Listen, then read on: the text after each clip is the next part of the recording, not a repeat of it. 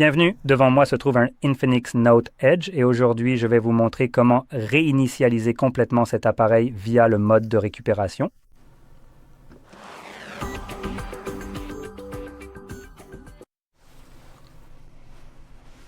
Pour commencer, je vais rapidement préciser que vous pouvez effectuer ce type de réinitialisation afin de vous débarrasser d'un verrouillage d'écran que vous avez peut-être défini et dont vous ne vous souvenez plus. Et à titre d'exemple, j'ai ici un schéma de verrouillage.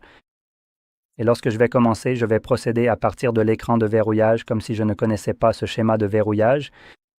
Mais avant d'aller plus loin, je voudrais rapidement aborder encore un ou deux points.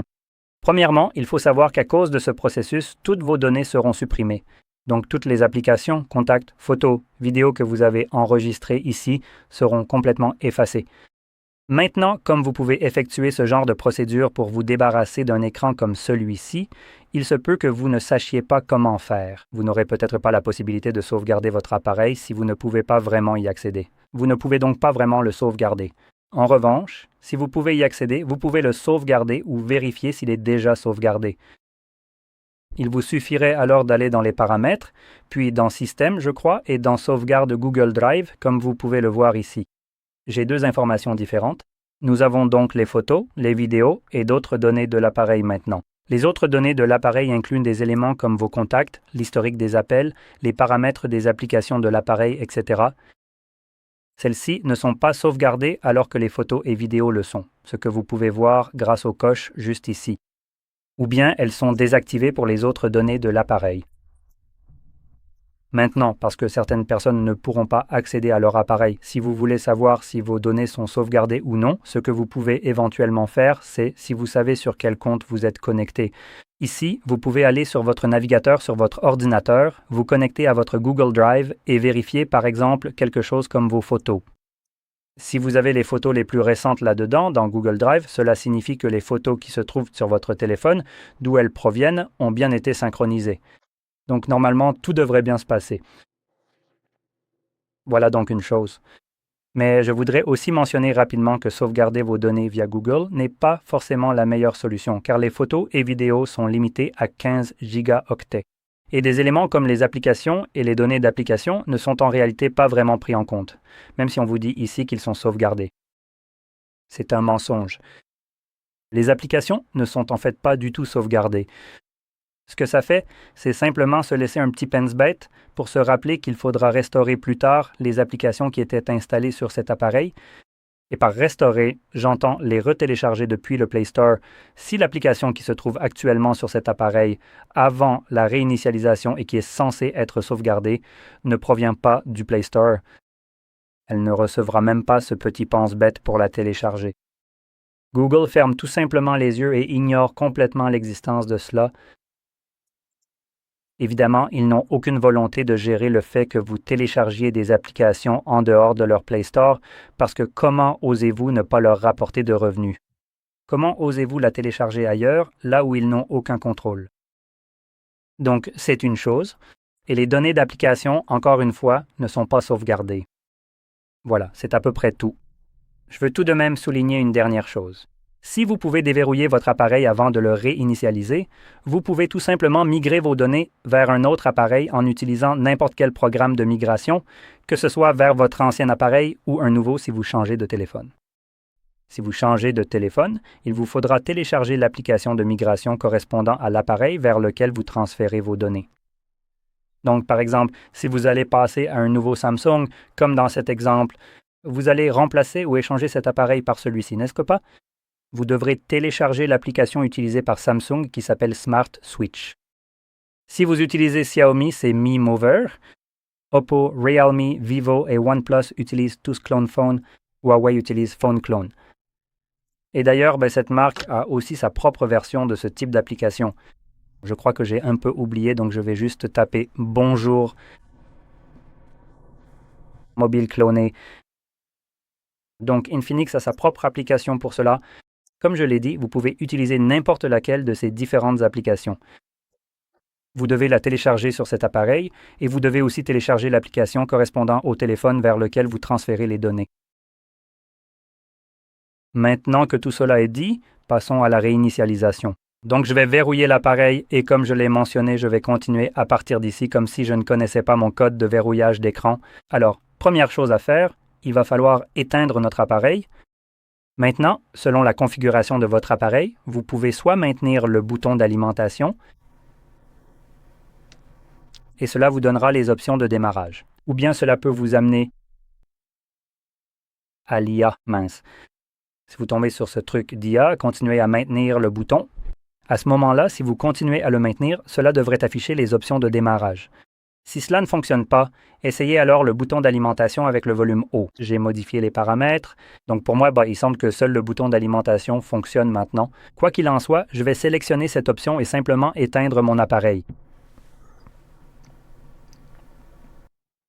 Attendez un instant après que l'écran se soit éteint.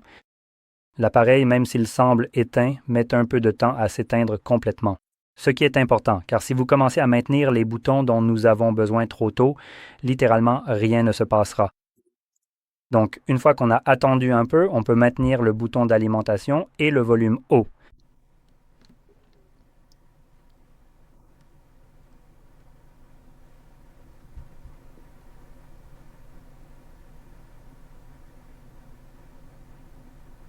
OK, il ne se passe rien, c'est parfait.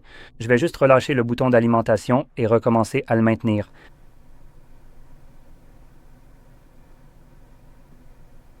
Allez, d'accord. Je dois bien admettre que ce que vous venez de me présenter là est absolument et particulièrement captivant, et cela suscite en moi une curiosité vraiment très profonde pour la suite des événements.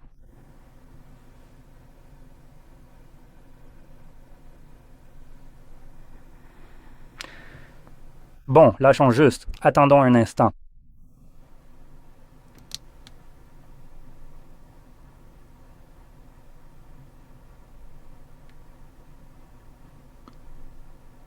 Est-ce que j'appuie vraiment sur le bouton d'alimentation là? Comme ça, tout droit.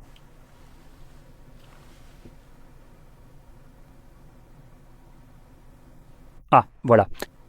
Là, je l'ai maintenu un peu trop longtemps, donc je relâche et je recommence à appuyer.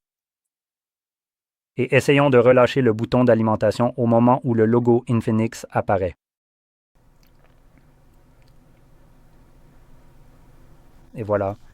Donc je pense que ce qui se passait, c'est que quand j'appuyais avec un angle bizarre, en fait la coque glissait du bouton d'alimentation et n'appuyait pas vraiment dessus. Je pense que c'est pour ça qu'il ne se passait rien.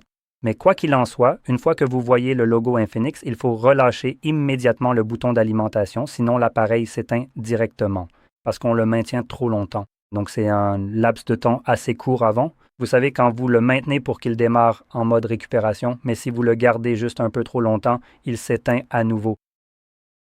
Donc, une fois que nous sommes dans ce mode, utilisez les boutons de volume, soit vers le haut, soit vers le bas. Vous pouvez naviguer pour sélectionner Wipe Data Factory Reset, puis le confirmer avec le bouton d'alimentation, ensuite sélectionner Factory Data Reset et confirmer cela.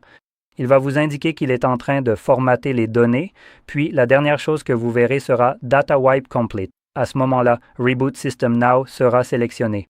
Par défaut, donc appuyez sur le bouton d'alimentation pour confirmer. Cela va alors continuer à réinitialiser votre appareil en arrière-plan, ce qui prendra environ 1 à 2 minutes.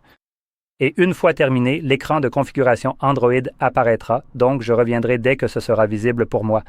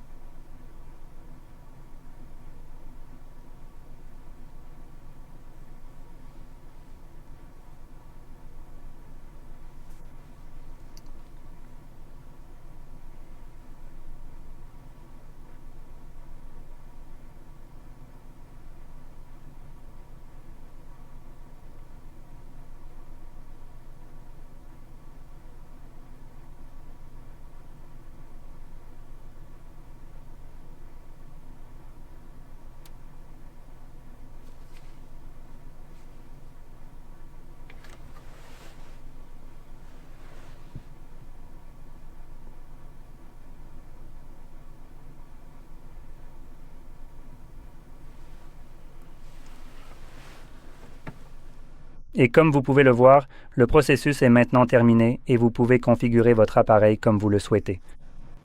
Donc si vous avez trouvé cela très utile, n'oubliez pas de liker, de vous abonner et merci d'avoir regardé.